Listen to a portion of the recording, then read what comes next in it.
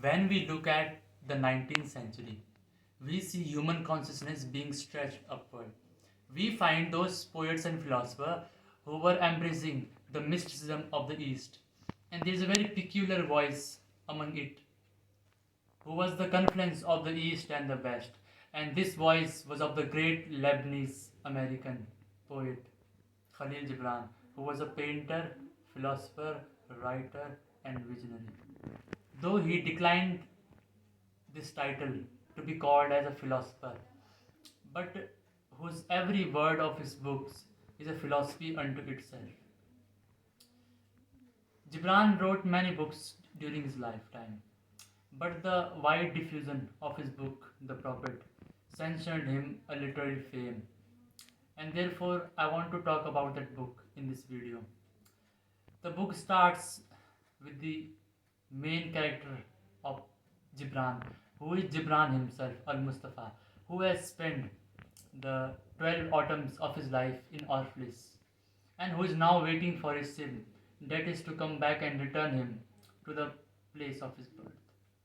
While he is descending the stairs of that town, he is filled with a certain gloominess. He doesn't want to leave that city. He thinks that in this city he has spent the 12 beautiful monsoons and autumns of his life, and therefore he don't want to feel this pain of separation from it. But he has to go. He compares himself with a swan who wants to leave his next for the journey to the greater hill.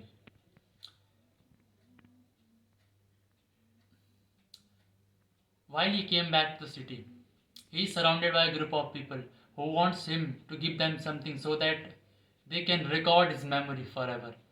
And thus they insisted him to speak on love.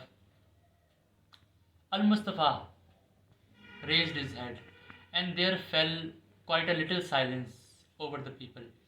And with a strange voice, he said, "When love beckons to you, follow him, though his ways are hard and steep.